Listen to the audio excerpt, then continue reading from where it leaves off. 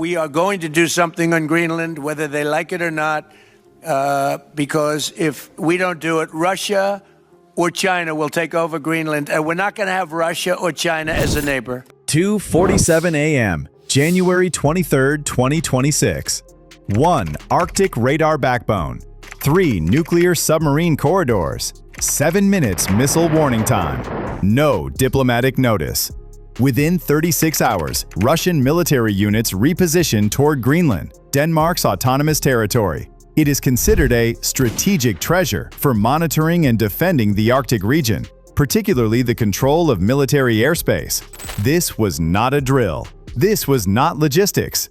Greenland is not distant. It is the trigger point. When forces move here, reaction time collapses. Decision windows shrink. Mistakes become irreversible.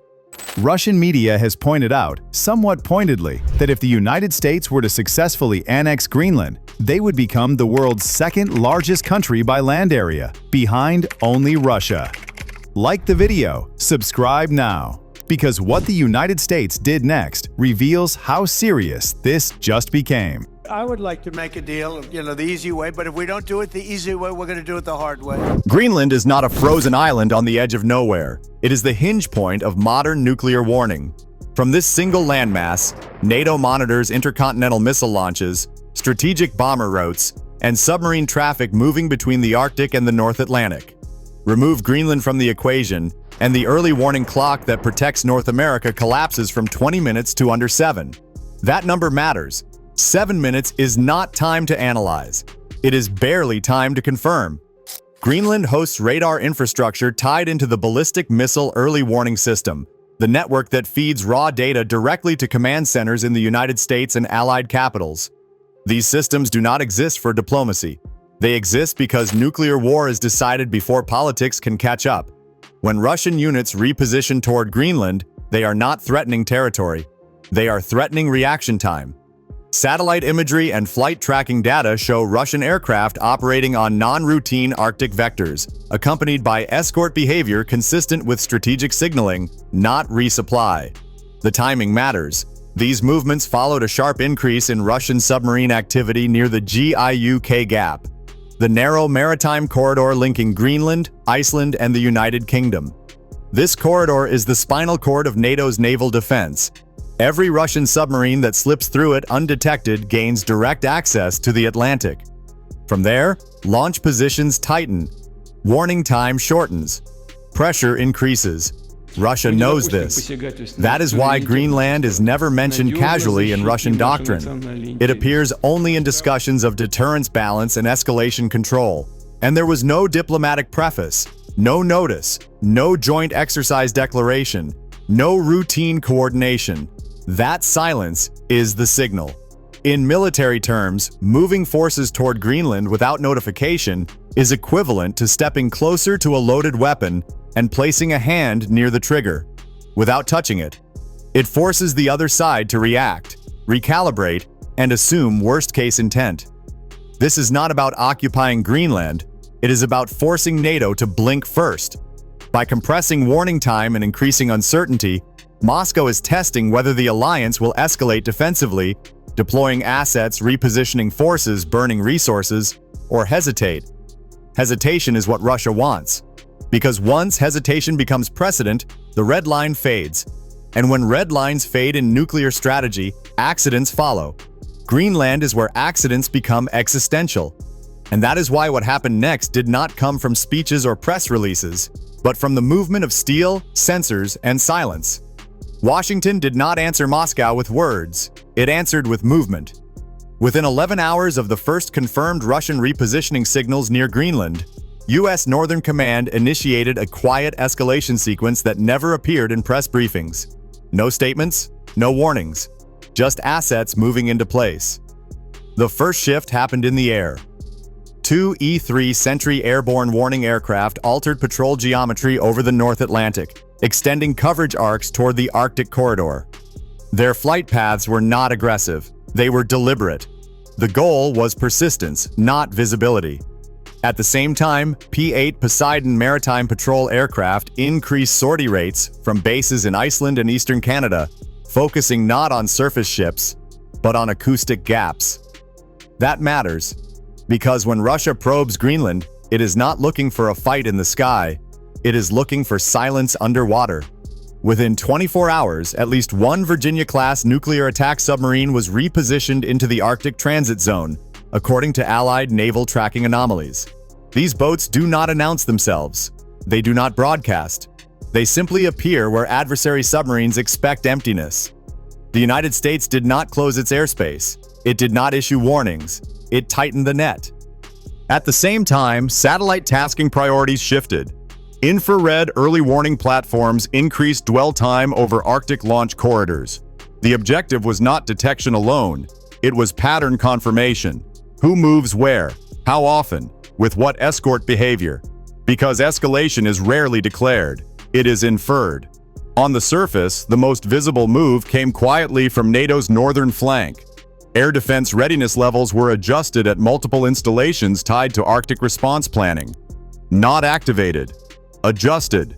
This is the language of professionals who do not want accidents but prepare for them anyway.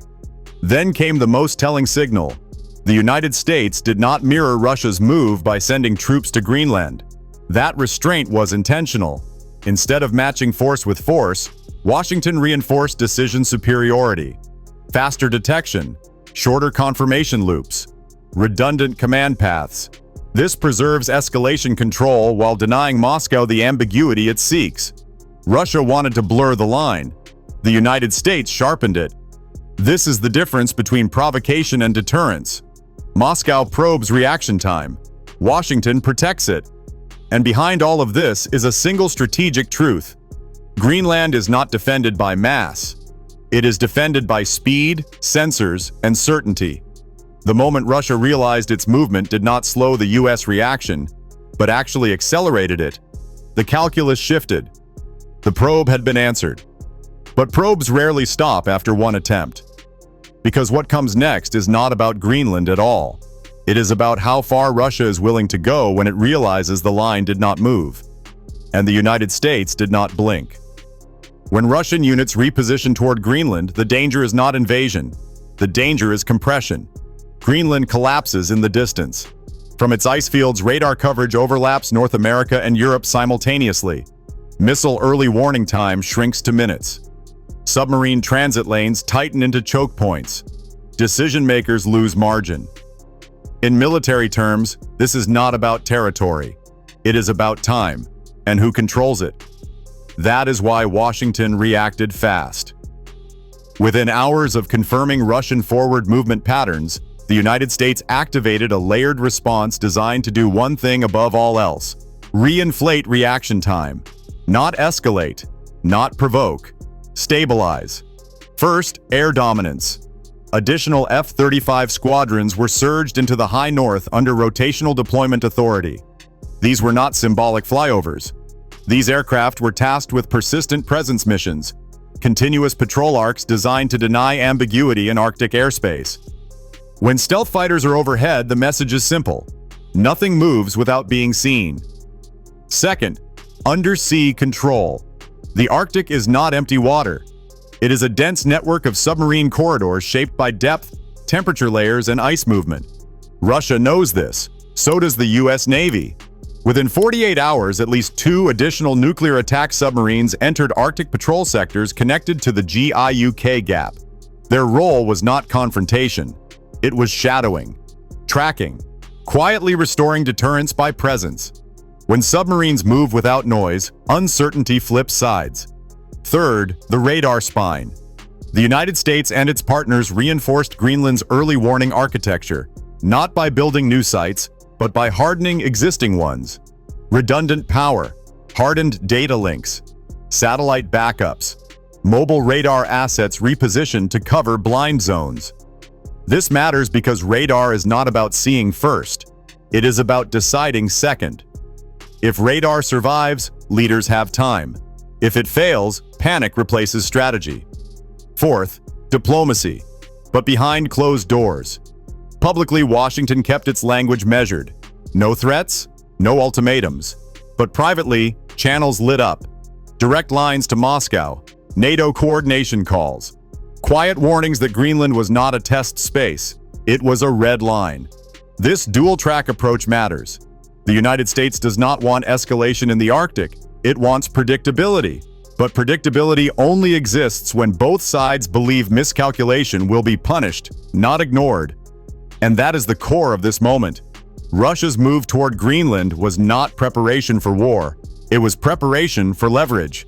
A signal that Moscow can reach into the Arctic's nervous system and squeeze. Not enough to break it, just enough to remind everyone it exists. The U.S. response was designed to remove that leverage.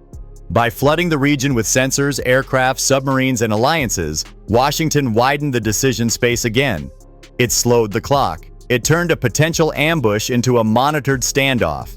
This is how modern deterrence works. Not with speeches, not with flags, with math. Time, distance, detection. And here is the uncomfortable truth. Greenland is no longer a buffer. It is a hinge. Every future Arctic crisis will pass through it. Climate change, new shipping lanes, undersea cables, missile trajectories, all converge here. That means this will not be the last move. Russia will probe again, maybe softer, maybe quieter. The United States will respond again, not loudly, but decisively. Because in the Arctic, escalation is not measured in explosions. It is measured in how fast leaders are forced to decide, and whether they still have a choice at all. This is not a crisis that ends with headlines fading. What happened near Greenland is a warning about how modern conflict actually begins, not with bombs, but with pressure, not with invasion, but with positioning. When military forces move into places where time collapses, the real weapon is panic. Russia tested the margins. The United States moved to widen them again. For now. But the Arctic is no longer quiet, neutral, or distant. It is becoming the front line where mistakes cannot be reversed and seconds replace days as the currency of power. So the question is not whether this was a probe or a threat. The real question is, how many more tests happen before one side misreads the signal? Because when reaction time drops to minutes, diplomacy has no room to breathe. And once that margin is gone, history shows us exactly what comes next. Stay with us, keep questioning, keep watching the edges, because that is where the next fracture always starts.